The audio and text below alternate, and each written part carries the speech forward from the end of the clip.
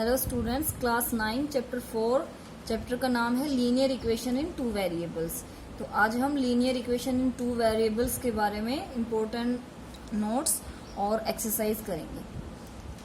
So general form of linear equation in two variable क्या होती है? जनरली जिसमें हम टू वेरिएबल्स में इक्वेशन को डिनोट करते हैं वो होती है ax plus B Y plus C, जहां पे a b c क्या होते हैं? रियल नंबर्स एंड a और b not equal to zero.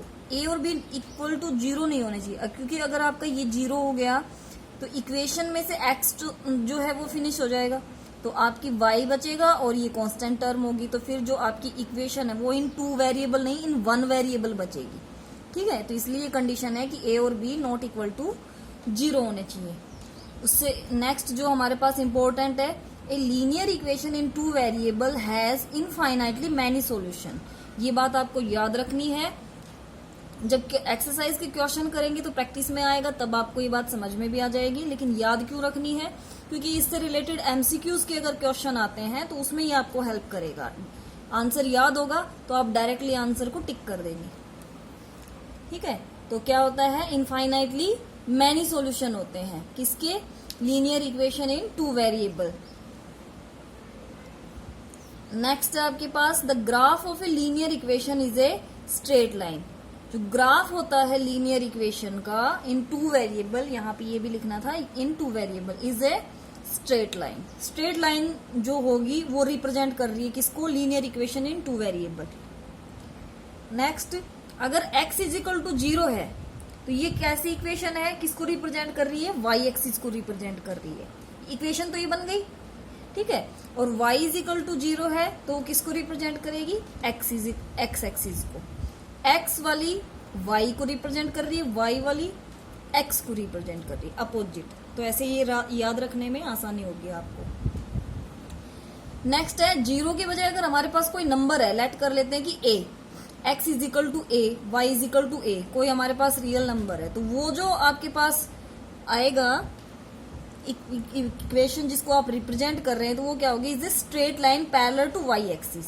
तो x की वैल्यू जीरो के समथिंग कुछ डिफरेंट लेते हैं तो वो जो आपके पास लाइन आएगी वो y एक्सिस के क्या होगी? पैरेलल होगी। और ऐसे ही y is equal to something कोई नंबर लेते हैं तो वो जो आपके पास ग्राफ आएगा वो कैसा होगा?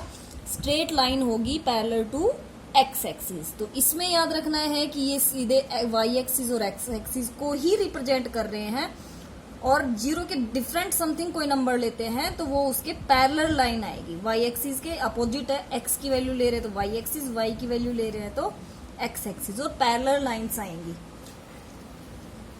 नेक्स्ट है हमारे पास y is equal to M X is a line passing through the origin. y is equal to M X, इस तरीके की कोई भी हमारे पास इक्वेशन होगी जहां पे m की वैल्यू कुछ भी हो सकती है, डिफर करेगी। ठीक है, तो वो कैसी लाइन आएगी? कैसा ग्राफ होगा? ओरिजिन से पास आउट होती हुई लाइन होगी वो। तो ये इंपॉर्टेंट चीजें क्यों है? अभी आपको बताया मैंने कि ये आपके पास 20 मार्क्स के जो क्वेश्चन है वो एमसीक्यूज के आते हैं। तो एमसीक्यूज में या 1 मार्क्स के जो क्वेश्चन होते हैं उसमें इतने इजीली क्वेश्चन ही पूछे जाते हैं, डायरेक्ट क्वेश्चन पूछे जाते हैं। तो डायरेक्टली आपको ये चीजें याद होंगी, थिंग्स टू रिमेम्बर है ये, तो आसान होगा क्वेश्चन को करना। और ये आपका बेसिक भी है, तो इनके बेस पे ही अब आप क्वेश्चन करेंगे। सो एक्सरसाइज जो 4.1 है उसका फर्स्ट क्वेश्चन देखिए क्या है उसमें। The cost of a notebook is twice the cost of a pen. ठीक है, और इस स्टेटमेंट को आपको किसमें कन्वर्ट करना है? इक्वेशन में कन्वर्ट करना है। स्टेटमेंट गिवन है, स्टेटमेंट के अकॉर्डिंग आपको इक्वेशन लिखनी है। तो कैसे करेंगे? Let the cost of notebook x rupees, let the cost of a pen y rupees. यहां आप पेन को x और नोटबुक को y ऐसे अलग से भी लेट कर सकते हैं। जरूरी नहीं है कि जो मैंने लेट किया वो वैसे ही करें। आप इसको x y मान सकते हैं और इसको x मान सकते हैं। किसी को भी आप x माने, किसी को भी y माने, उसी के अकॉर्डिंग आपको सिर्फ अपनी इक्वेशन को सेट करना है। तो इक्वेशन का मतलब होता है हमारे पास जो भी दो चीजें हम देख रहे हैं हमारे पास गिवन है वो दोनों इक्वल होनी चाहिए, हमें इक्वेट करना है। ठीक है, सो अकॉर्डिंग टू क्वेश्चन क्या गिवन है, हमें अकॉर्डिंग टू क्वेश्चन काम करना है। तो क्वेश्चन में देखो क्या गिवन है। कह रहा है कि जो नोटबुक की जो कॉस्ट है वो डबल है किसकी, पेन की जो कॉस्ट है। मान लो इमेजिन करो आपका पेन 10 रुपीज का आया है, ठीक है, जनरली आपके पेन 10 रुपीज का आया है, तो आपकी नोटबुक कितने रुपीज की आएगी। प्राइस नहीं गिवन, सिर्फ आपको इस स्टेटमेंट के अकॉर्डिंग हिंट लगाना है कि कितने की आएगी। तो साफ साफ दिख रहा है इसमें ट्वाइस, मतलब डबल। तो जब आपका पेन 10 रुपीज का आया है तो आपकी नोटबुक कितने रुपीज की होगी, डेफिनेटली 20 रुपीज की आई होगी, अगर पेन 10 का है तो बस इसी तरीके से इक्वेशन करनी है। अब देखो इक्वेशन में एक तरफ हो गई हमारे पास कॉस्ट x की, ऐसे किया करो क्वेश्चन को, एक तरफ हो गई y, x और y दोनों को हम इक्वेट करेंगे कब, जब ये दोनों इक्वेशन दोनों चीजें हमारे पास बराबर हो जाएंगी, है ना। तो नोटबुक का जो प्राइस है वो x रुपीज है और पेन का जो प्राइस है वो y रुपीज है। अब ये मान लो कि आपका 10 है और ये मान लो 20 है, इन दोनों को हम बराबर कर दें तो क्या 10 और 20 बराबर हो गए, नहीं। क्या है, जो ये वाला है ये किसका है, नोटबुक का, ये इस पेन से डबल है, ये वाला इससे डबल है, इसका मतलब ये 2 गुना है, तो ये इसका हाफ है। तो अब आपकी जो इक्वेशन है वो इक्वल कब होगी, जब जो ये जो आपका कम है इसको भी आप 2 से मल्टीप्लाई कर दे। देखो अब दोनों बराबर हो गए, ठीक है।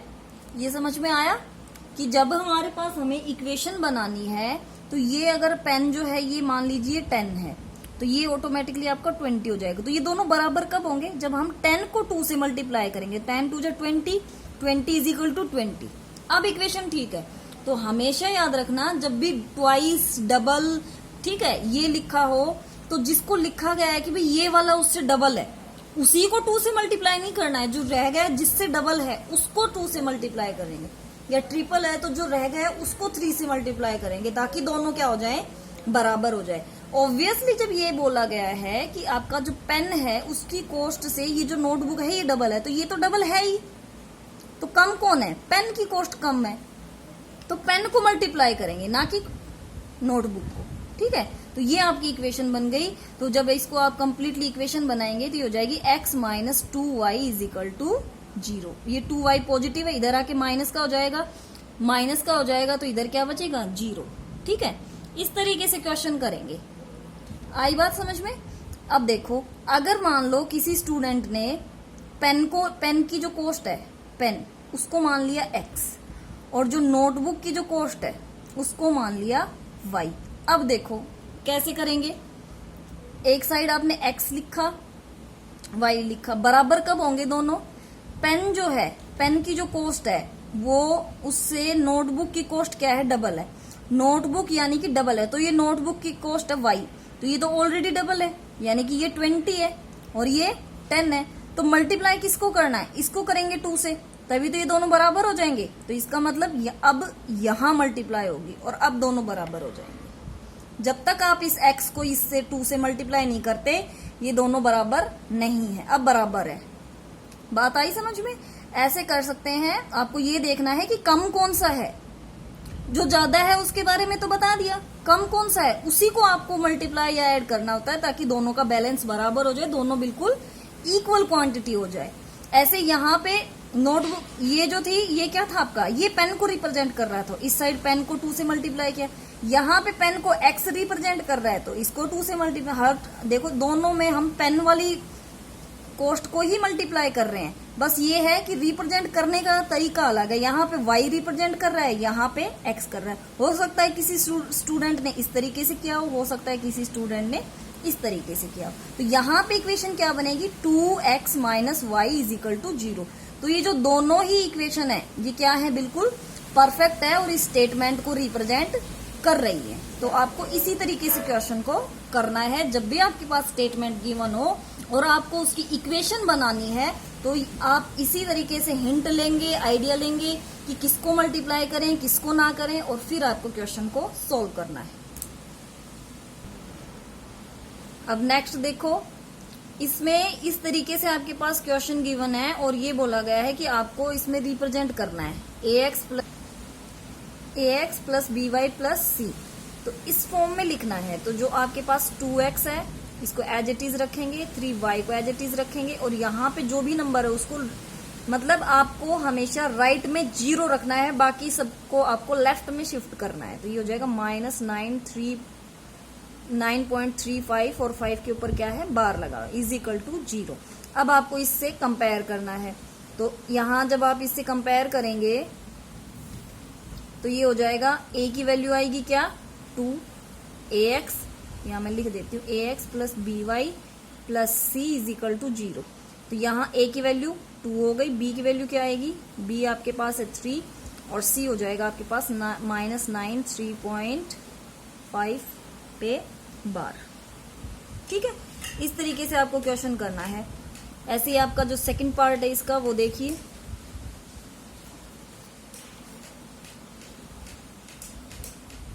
x minus y upon 5 minus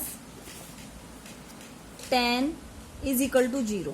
तो जब इसमें तो राइट में ऑलरेडी 0 है तो आप इसको कंपेयर करेंगे ax plus by plus c is equal to 0।